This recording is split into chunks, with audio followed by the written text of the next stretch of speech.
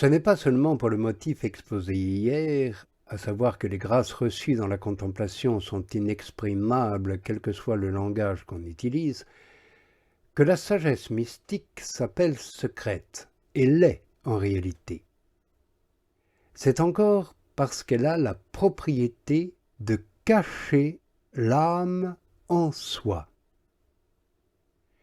Outre les effets qu'elle produit d'ordinaire, elle absorbe parfois l'âme d'une manière intime et la cache dans un abîme secret où elle se voit clairement très éloignée et séparée de toute créature. Il semble alors à l'âme qu'on la place dans une profonde et vaste solitude où ne peut avoir accès aucune créature humaine. C'est comme un immense désert qui de toutes parts est sans limite. Et ce désert est d'autant plus rempli de charme, d'attraits et de délices qu'il est plus profond, plus vaste et plus solitaire. L'âme s'y trouve d'autant plus dans le secret qu'elle se voit plus élevée au-dessus de toutes les créatures d'ici-bas. Dans cet abîme de sagesse, l'âme s'élève et grandit en s'abreuvant aux sources mêmes de la science de l'amour. Non seulement elle découvre alors quelle est la bassesse de toute condition humaine en comparaison des connaissances de Dieu et de sa science, mais elle voit aussi combien sont vils, insuffisants et impropres tous les termes ou expressions dont on se sert pour parler ici-bas des réalités divines. Elle comprend également qu'il est impossible, à l'aide de moyens ou d'efforts naturels, malgré la profondeur ou la science de langage qu'on y apporterait, de connaître et de sentir ces réalités divines comme elles sont.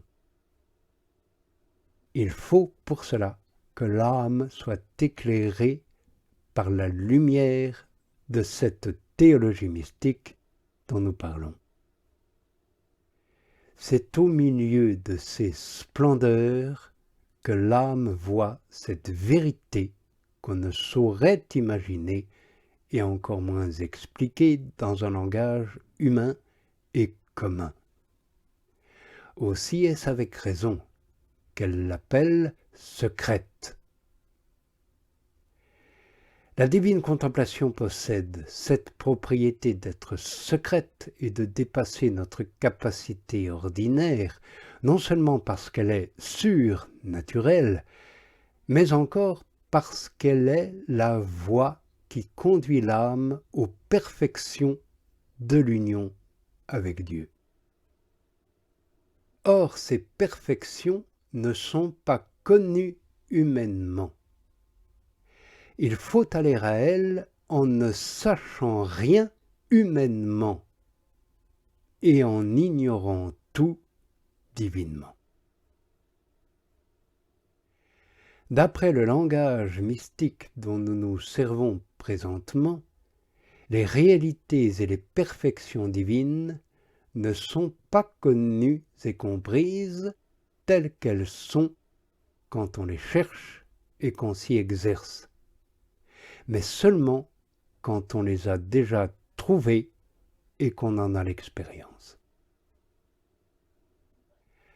Le prophète Baruch dit à ce propos de cette sagesse divine, « Il n'est personne qui puisse connaître ses voies ni découvrir ses sentiers. » David, le prophète royal, parlant à Dieu de ce chemin, s'exprime ainsi: « Tes éclairs ont répandu leur lumière sur le monde, la terre a frémi, elle a tremblé, la mer a été ton chemin, et tes sentiers sont sur les grandes eaux, et l'on n'y peut reconnaître les vestiges de tes pas. »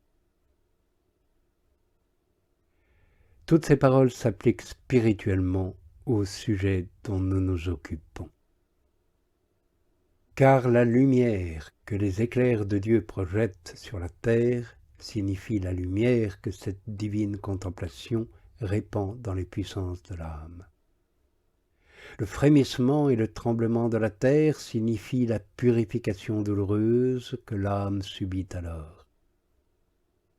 Et quand on dit que le chemin par lequel l'âme s'achemine vers Dieu est la mer, que ses sentiers sont sur les grandes eaux, et que pour ce motif ils ne seront pas connus, on signifie que ce chemin qui mène à Dieu est aussi secret et caché au sens de l'âme que l'est pour le corps le sentier suivi sur la mer qui n'en garde ni vestige ni empreinte. De même, le propre des sentiers que Dieu suit quand il attire les âmes à lui et les perfectionne en les unissant à sa sagesse, est de rester inconnu. Aussi Job, voulant exalter cette action de Dieu, a-t-il dit ces paroles: « Connais-tu les grands sentiers que suivent les nuées et les sciences parfaites ?» Il indique par là les voies et les chemins que Dieu suit pour ennoblir et perfectionner dans sa sagesse les âmes dont les nuées sont l'image. Il est donc prouvé que cette contemplation qui conduit l'âme à Dieu est une sagesse secrète. Il nous reste maintenant à expliquer le second mot de l'expression, c'est-à-dire à montrer comment cette sagesse secrète est un escalier. Il faut savoir à ce propos qu'il est de nombreuses raisons pour lesquelles on peut appeler cette secrète contemplation un escalier.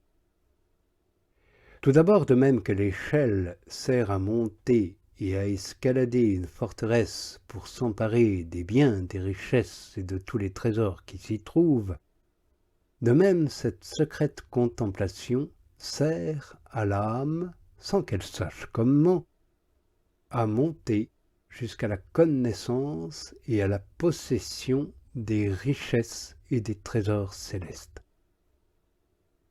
C'est ce que nous fait très bien comprendre le prophète royal quand il dit « Heureux l'homme qui puise en toi son secours et sa force. Dans cette vallée de larmes, il a disposé dans son cœur des degrés pour s'élever jusqu'au point qu'il s'est fixé. À cela le législateur donnera sa bénédiction. Ils s'avanceront de vertu en vertu, comme de degré en degré, et le Dieu des dieux sera vu en Sion. » Cela veut dire qu'ils posséderont les trésors de la forteresse de Sion, qui signifie la béatitude éternelle. En second lieu, nous appelons escalier cette contemplation secrète, parce que, de même que les degrés de l'escalier servent à la fois à monter et à descendre, de même cette contemplation secrète emploie les mêmes communications aux lumières pour élever l'âme à Dieu et l'humilier en elle-même. Car ces communications, qui sont véritablement de Dieu, ont cela de propre qu'elles humilient l'âme et l'élèvent tout à la fois. Dans cette voie, descendre, c'est monter, et monter, c'est descendre. Car celui qui s'humilie sera exalté, et celui qui s'exalte sera humilié. Outre que la vertu d'humilité est une grandeur pour l'âme qui s'y exerce, Dieu d'ordinaire la fait monter par cet escalier pour qu'elle le descende, et l'en fait descendre pour qu'elle le remonte, afin que s'accomplisse cette parole du sage: le cœur de l'homme, avant d'être brisé, est exalté, et avant d'être glorifié, est humilié.